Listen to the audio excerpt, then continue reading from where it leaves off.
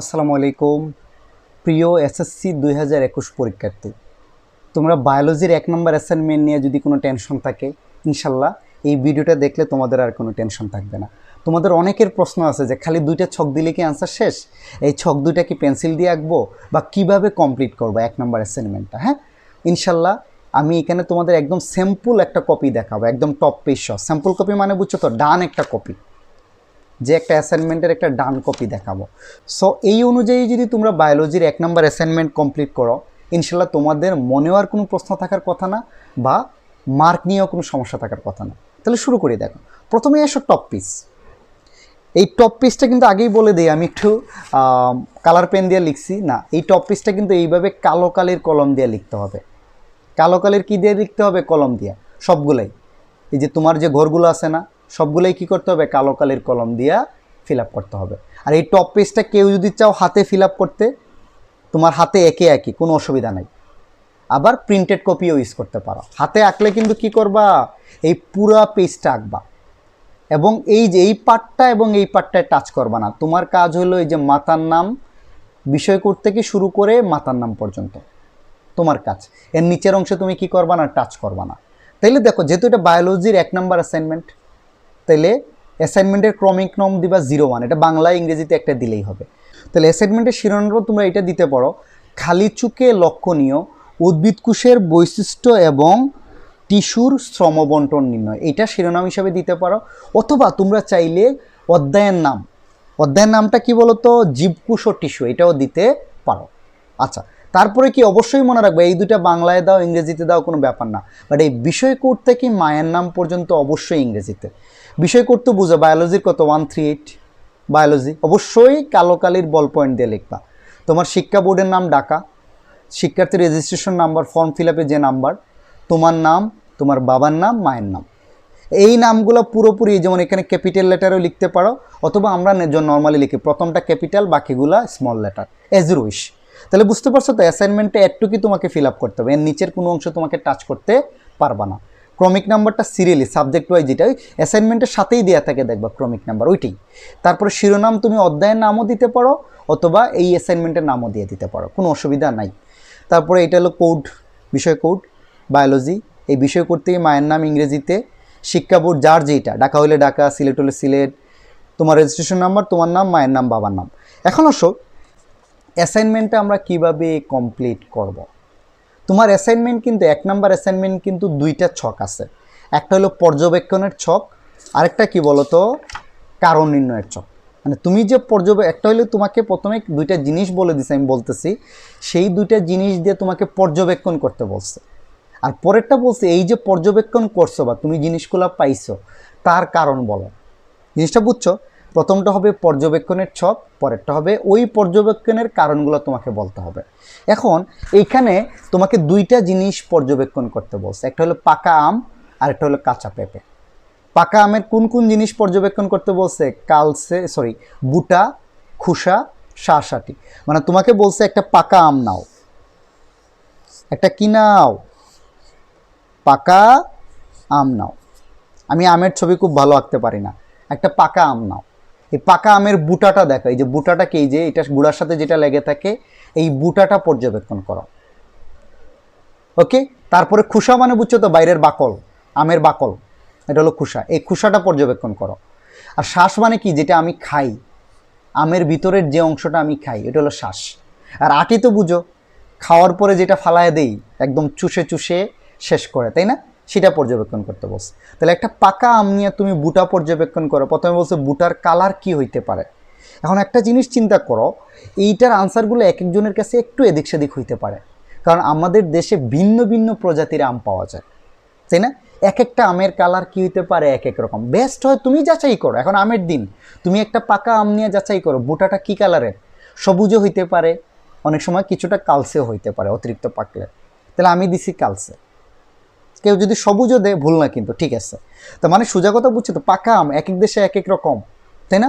পাকা আমের এক একটার কালার এক এক রকম, এক একটার কুষার কালার এক এক রকম। আমি কুষার কালার দিছি হলুদ, কেউ দিলে দেখবা হলুদ আর সবুজও দিছে, কারণ কিছু পাকা আমে হলুদ সবুজ মিক্স থাকে। তাহলে বুটার কালার কালছে, কালার পাইছো কি কি চিন্তা করো। খুসারটা আমি পাইছি হলুদ, তোমরা চিন্তা করবা কি পাইছো। তারপরে শ্বাসটা কি দিছিস, লালচে হলুদ, শ্বাস মানে ভিতরেরটা, অনেকে হলুদও দিতে পারে, অনেকে অন্য কালারও দিতে পারে। আটিটা কিন্তু সাদা, খাওয়ার পরে যেটা থেকে আটি সবসময় সাদাই হয়। এখন আমাকে বলছে এই 4টা জিনিস পর্যবেক্ষণ করলাম, রং কি, রঙের পরে তোমাকে বলছে 4টা জিনিসের দৃঢ়টা, এটা কি নরম, কম দৃঢ় না তুলনামূলক দৃঢ়। এই জিনিসটাও কি আম টু আম ভেরি করবে, কিন্তু আম টু আম কি করবে, ভেরি, সবার আনসার কিন্তু এক হবে না। আম টু আম, বুটাটা আমি দিছি অনেক শক্ত, আমি যে আমটা নিছি সেখানের বুটাটা পাইছি অনেক শক্ত, কেউ হয়তো কম দৃঢ়ও দিতে পারে, কারো আম আবার বেশি পাকলে নরমও হইতে পারে। খোসা দিছি আমি নরম, অতিরিক্ত পাকা আম, কিছু আমের খোসা দেখবা খুবই দুর্বল, আবার কিছু আমের খোসা অনেক শক্ত, তারা হয়তো কম দৃঢ়ও দিতে পারে। আমি বলতেছি এগুলো এগুলোকে ডিপেন্ড করবে কী ধরনের টাইপের আম নিছ। তাহলে খোসা আমি পাইছি কম দৃঢ়, শ্বাস পাইছি মাঝারি, আটি পাইছি কি, আটি সবসময়ই দৃঢ় হবে, এটা নিয়ে কোনো প্রশ্ন যাতে কারো না থাকে। আটি আটি সবসময় কি হবে, দৃঢ় হবে, এটা নিয়ে কারো প্রশ্ন থাকতে পারবে না। আর অন্যগুলো একটু কী হইতে পারে, এক একজনের অবজারভেশন এক একটা গেল এটা।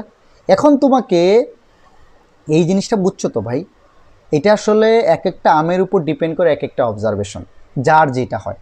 তারপরে আসো সিমিলারলি কাঁচা পেঁপের, আমি দিছি কাঁচা পেঁপের বুটাটা খুবই শক্ত, বাট খোসা বা শ্বাসটা কি মাঝারি শক্ত, পুরোপুরি শক্ত না। তাইলে এইটা হলো আমার অবজারভেশন, আমি এই অবজারভেশন পাইছি। কেউ যদি আরও একটু অবজারভেশন এদিক সেদিক হয় ভুল নাই, তবে এখানে কিন্তু মার্ক কাটবে কখন জানো, এখানে এই যে এইগুলো এদিক সেদিক হলে মার্ক কাটবে না, এইগুলোর সাথে কারণগুলো যাতে রিলেটেড হয়।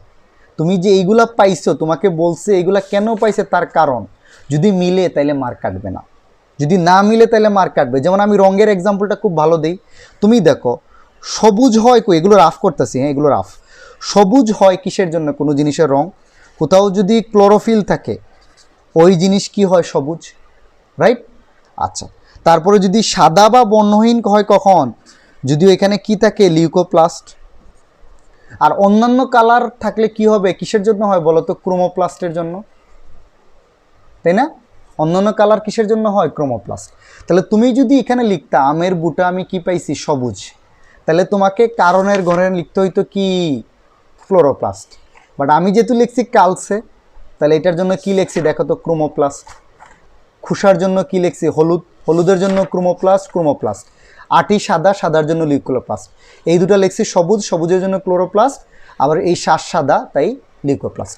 তার মানে জিনিসটা তাই, তুমি প্রথমে পাকা আম আর কাঁচা পেঁপে পর্যবেক্ষণ করবা, পর্যবেক্ষণ করে যেইটা পাবা ওই অনুযায়ী টিক চিহ্ন দিবা, এবং প্রত্যেকটা ঘরে কিন্তু একটা টিক চিহ্ন হবে, টিক চিহ্ন যে কোনো একটা। তুমি তো এটা নিজেই বুঝতেছো, বুটা আইদার তুলনামূলক দৃঢ় হবে, কম দৃঢ়, নাইলে নরম, তিনটা তো আর হবে না। তুমি কি বলতে পারবে একটা জিনিস শক্ত আবার নরম, এভাবে তো বলা যায় না। তাহলে অপর দুই ঘরে ক্রস চিহ্ন হবে। এরকম টোটাল কয়টার তীর চিহ্ন হবে, এই 4টার জন্য 4টা তীর চিহ্ন, টিক চিহ্ন আর কি, হ্যাঁ, আর এই 3টার জন্য 3টা টিক চিহ্ন, টোটাল 7টা। তাহলে এই সেম ছকটা তুমি আবার আঁকবা কারণ নির্ণয়ের ছকে, এই 7টা কারণ তোমাকে বলে দিতে হবে এখানে। আর রঙের কারণটা তো সবটাই থাকবে, রঙের জন্য 7টা কারণ লিখবা, আর এই দৃঢ়তার জন্য 7টা কারণ, মোট 14টা কারণ তোমাকে এখানে লিখে দিতে হবে। এখন তোমরা অনেকে বলতেছে এটা ঠিক আছে কিনা, ভুল আছে কিনা। এই অ্যাসাইনমেন্টগুলো কিন্তু দিছে ভাই তোমাকে যাচাই করার জন্য, এটা তো বুঝছো, তোমাকে যাচাই করার জন্য। তোমার বইয়ের পৃষ্ঠা নাম্বার 20 থেকে 21, 23 থেকে 24, 28 থেকে 33, দ্বিতীয় অধ্যায়ের জীবকোষ আর টিস্যু অধ্যায়ের এই পেজ 20 থেকে 21, 23 থেকে 24, 28 থেকে 33, এই পৃষ্ঠাগুলো খুব ভালো করে গো থ্রু করো। তাহলে তোমরা কখন কোনো জিনিসের কালার সবুজ হয়, কখন হলুদ হয়, সাদা হয়, কি থাকলে সেটা পেয়ে যাবা। তারপরে যে দৃঢ়তার জন্য দায়ীকে, তুমি যে বলতেছো তুলনামূলক দৃঢ়, আমি বলতেছি স্ক্লেরেনকাইমা, এটার আবার স্ক্লেরাইড থাকতে পারে, স্ক্লেরেনকাইমা।